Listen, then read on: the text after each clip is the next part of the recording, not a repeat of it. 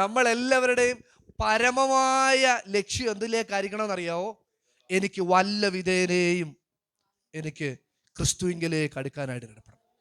വല്ല വിധേനയെങ്കിലും എനിക്ക് ക്രിസ്തുവിലേക്ക് അടുക്കണം. ഞാൻ ഒരു പ്രിയരെ, എനിക്കൊരു ജോലി കിട്ടിയപ്പോൾ ഒറ്റ പ്രാർത്ഥന എനിക്കുള്ളായിരുന്നു. കർത്താവേ, ഈ ജോലി കാരണം എൻ്റെ ആരാധന മുടങ്ങരുത്. ഞാനിവിടെ 2011 വന്ന ഇവിടെ, ഇത് 14 വർഷമായി. 2 പ്രാവശ്യം എൻ്റെ കോവിഡിൻ്റെ സമയം കൂട്ടാതെ 2 പ്രാവശ്യം എൻ്റെ ആരാധന മുടങ്ങിയിട്ടുണ്ട്. ഒന്ന് ചിക്കൻ ബോക്സ് ആയിപ്പോയി. ഞാൻ എന്നാലും ഒരു ശ്രമം നടത്തി നോക്കി വരാൻ. പിന്നെ പാസ്റ്റർ പറഞ്ഞ് ബാക്കി കുഞ്ഞുങ്ങൾക്കൊക്കെ എന്തോ ചെയ്യും അവിടെ വന്നു കഴിഞ്ഞാൽ. പിന്നെ 2ാമത്തെ പ്രാവശ്യം എനിക്ക് എൻ്റെ ഓർമ്മയിൽ കോവിഡ് ആയിരുന്നോ അതോ ഏത് രോഗമാണെന്ന് ഞാൻ ഓർക്കുന്നില്ല, 2 ആരാധന എനിക്ക് മുടങ്ങിയിട്ടുണ്ട്. പ്രിയരെ, നിങ്ങൾ ആരാധനയ്ക്ക് വന്നാൽ വേറെ ജീവിക്കുമെന്ന് വേണ്ട, ആരാധനയ്ക്ക് വന്നാൽ മതി എന്ന് വിചാരിക്കുന്നത് അതും തെറ്റാണ്. ജീവിക്കണം. പക്ഷെ ഞാൻ പറയുക, നിങ്ങളുടെ പരമപ്രധാനമായ ലക്ഷ്യം എന്തായിരിക്കണം എന്നറിയോ?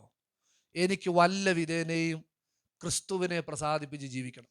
ഈ ലോകത്തിൽ നിങ്ങളെല്ലാവരും ഒന്ന് പ്രസാദിപ്പിച്ച് നോക്കിക്കേ. അച്ചായനെ പ്രസാദിപ്പിച്ച് നോക്കിക്കേ, അമ്മാമയെ പ്രസാദിപ്പിച്ച് നോക്കിക്കേ, പാസ്റ്ററെ പ്രസാദിപ്പിച്ച് നോക്കിക്കേ.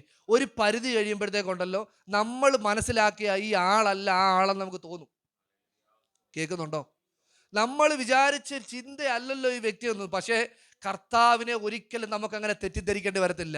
നിങ്ങൾ അവൻ്റെ പുറകിൽ ഇറങ്ങി തിരിച്ചിട്ട് എന്തെങ്കിലും നഷ്ടമായ അത് ഭാരപ്പെടേണ്ട ആവശ്യമില്ല. ഇവിടെ നഷ്ടമാകുന്നതിന് ഇവിടെ തരുമെന്നൊന്നും ഞാൻ ഉറപ്പ് തരത്തില്ല.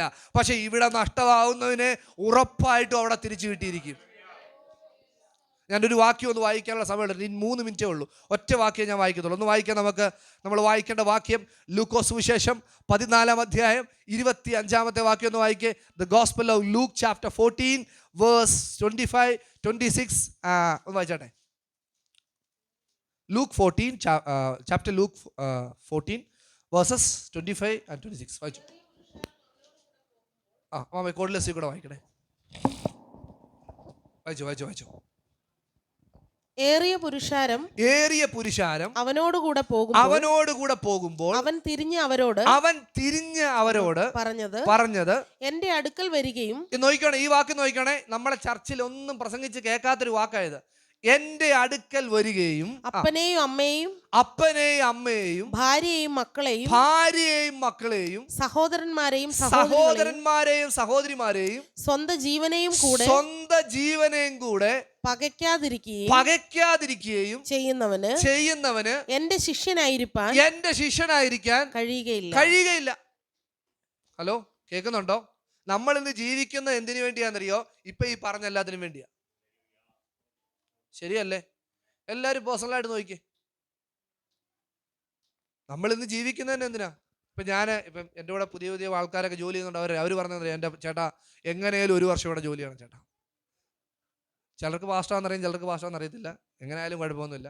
നോക്കിക്കോണേ, ചിലർ പറയും എൻ്റെ പൊന്നു ചേട്ടാ എങ്ങനെയാലും 1 വർഷം ഒന്ന് കടിച്ചു പിടിച്ച് നിന്നിട്ട് വേണം ഈ പപ്പായുടെയും മമ്മിയുടെയും കണ്ണുനീരൊക്കെ കാണുമ്പം എല്ലാവരുടെ മുമ്പിൽ ഒരു ജോലിയൊക്കെ മേടിച്ചൊരു വീട് വെച്ച് കാറ് മേടിച്ച് എങ്ങനെയാലും എന്ത് ചെയ്യണം, സെറ്റാവണം.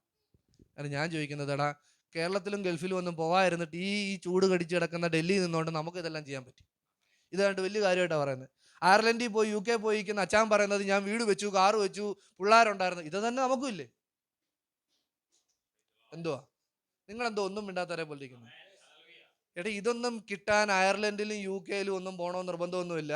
നിങ്ങൾ വിശ്വസ്തയോടെ നടന്നാൽ നിങ്ങൾക്ക് വേണമെങ്കിൽ ദൈവം തരും. ദൈവം എപ്പോഴും പ്രവർത്തിക്കും നമ്മുടെ റിക്വയർമെന്റിന് മുകളിലാണ്.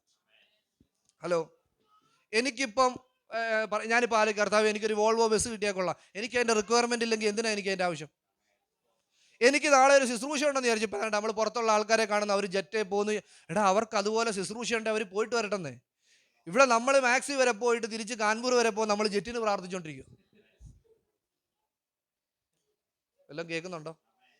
ഒന്നാമത്തെ കാര്യം, ഞാൻ ചർച്ചിലെ പാസ്റ്റർമാരെങ്കിലും ഒന്ന് പഠിപ്പിക്കും ഇവരെ എങ്ങനെ വേണം പ്രാർത്ഥിക്കാൻ. നിങ്ങളുടെ റിക്വയർമെന്റിനനുസരിച്ച് നിങ്ങൾ പ്രാർത്ഥിക്കുന്നേ. ദൈവം പറയുന്നു, അവൻ അത്യാവശ്യങ്ങളെ മുടക്കാത്ത ദൈവം. ഹലോ, നിന്റെ കുഞ്ഞൊരു വിഷയത്തിനകത്ത് അവപ്പെട്ടിരിക്കുകയാണോ? നീ പ്രാർത്ഥിര്, അവനെ സിംഹത്തിന്റെ വായിൽ നിന്നും പുറത്തെടുത്തുകൊണ്ടിരും. ഹലോ, നിന്റെ ഭാര്യ ഒരു രോഗിയായിട്ട് അടിമയായിട്ടിരിക്കുകയാണോ? നിന്റെ ഭർത്താവ് ഒരു രോഗിയായിട്ടിരിക്കുകയാണോ? നീ ചോദിക്ക്, അവനെ ദൈവം പുറത്തു കൊണ്ടുതരും. അത് നിന്റെ ആവശ്യമല്ല കുഞ്ഞ്, അത് നിന്റെ അത്യാവശ്യമാ. ഞാനും എൻ്റെ കുടുംബവുമോ ഞങ്ങൾ യഹോവയെ സേവിക്കും എന്നുള്ളത് ആവശ്യമല്ല, അത്യാവശ്യമാണ്. നമ്മുടെ ആവശ്യങ്ങളൊക്കെ അവിടെ നിൽക്കട്ടെ. നമ്മൾ പ്രാർത്ഥിക്കാൻ പറഞ്ഞല്ലോ, നമ്മൾ അറിയുന്നതിന് മുന്നമേ നമ്മുടെ ആവശ്യം ഇന്നതെന്ന് അറിയുന്നവനാണ് നമ്മുടെ ദൈവം. കേൾക്കുന്നുണ്ടോ? ഞാൻ പറഞ്ഞല്ലോ, ബ്ലെസ്സിങ്ങിന് ഞാൻ ഒരിക്കലും തടസ്സമല്ല. ബ്ലെസ്സിങ് ഉള്ളവർ ദൈവസഭയിൽ ഉണ്ടാവണം. കാരണം ദൈവസഭയ്ക്കകത്ത് അനുഗ്രഹിക്കപ്പെട്ടവരുണ്ടെങ്കിലേ നമുക്ക് നല്ല രീതിയിൽ കാര്യങ്ങൾ ചെയ്യാൻ പറ്റത്തുള്ളൂ. ഹലോ, അല്ലേ നമ്മൾ ഇന്നും എന്ത് ചെയ്തേനെ? പഴയ രീതി തന്നെ ഉപയോഗിച്ചോണേ. നമുക്ക് എന്തുകൊണ്ടാണ് വ്യത്യാസങ്ങൾ വരുന്നത്? ആരെങ്കിലുമൊക്കെ എവിടെങ്കിലുമൊക്കെ കഷ്ടപ്പെട്ട പൈസ നമ്മളെ ഏൽപ്പിച്ചതുകൊണ്ടാണ് നമ്മൾ ഓരോരോ കാര്യങ്ങൾ ചെയ്യുന്നത്. അതില്ലെന്നൊന്നും ഞാൻ പറയത്തില്ല. പക്ഷേ ബൈബിൾ പറയുന്നു, നിങ്ങൾ വല്ലാതെ യാചിക്കൊണ്ട് ഒന്നും കിട്ടുന്നില്ല. ഹലോ, നിങ്ങൾ നിങ്ങളുടെ ഭോഗങ്ങളിൽ ചിലവിടേണ്ടതിന് വല്ലാതെ യാചിക്കൊണ്ട് ഒന്നും കിട്ടുന്നില്ല. ഇവിടെ കർത്താവ് പറഞ്ഞ കണ്ടോ, അപ്പനേക്കാൾ അമ്മയേക്കാൾ ഭാര്യയേക്കാൾ മക്കളേക്കാൾ സഹോദരനേക്കാൾ സഹോദരിയേക്കാളും അധികമായിട്ട് ദൈവത്തെ സ്നേഹിക്കാൻ കഴിയുന്നില്ലെങ്കിൽ അവർക്ക് എൻ്റെ ആരായിരിക്കാൻ പറ്റത്തില്ല? അവർക്ക് വേണേൽ വിശ്വാസിയായിട്ടിരിക്കാൻ പറ്റും. ഹലോ, വിശ്വാസിയാകാൻ എന്തോ വേണം? വിശ്വസിച്ചാൽ മതി. എന്തുവാ? ദൈവം എൻ്റെ രോഗം സൗഖ്യമാക്കും, ദൈവം എൻ്റെ കടഭാരം മാറ്റും. ശിഷ്യന് പക്ഷേ അതുകൊണ്ടൊന്നും തീരുന്നതല്ല. ശിഷ്യൻ ഒരു വിശ്വാസം പറഞ്ഞ് വിശ്വാസ പ്രഖ്യാപനം പറഞ്ഞ് തീരുന്നൊന്നുമല്ല. ശിഷ്യൻ എന്ന് പറഞ്ഞാൽ അടുത്ത ലെവലിലേക്ക് നമ്മൾ പോവുക. നിങ്ങൾ പറ, നമ്മൾ എന്ന് ശൈശവത്തിലാണോ ഇരിക്കാൻ ആഗ്രഹിക്കുന്നത്? ശൈശവത്തിലാണോ ഇരിക്കാൻ ആഗ്രഹിക്കുന്നത്? ഞാനിവിടെ ഓരോ ദിവസവും നിങ്ങളോട് പറയുന്നതാ നിങ്ങളുടെ മൈൻഡിനകത്ത് രജിസ്റ്റർ ചെയ്യപ്പെടുന്നത്. കേൾക്കുന്നുണ്ടോ? ഓരോ ദിവസവും നമ്മളിവിടെ കേൾക്കുന്നത് എവിടെ ചെയ്യുമെന്നറിയോ? നമ്മുടെ മൈൻഡിനകത്ത് രജിസ്റ്റർ ചെയ്യപ്പെടുന്നത്.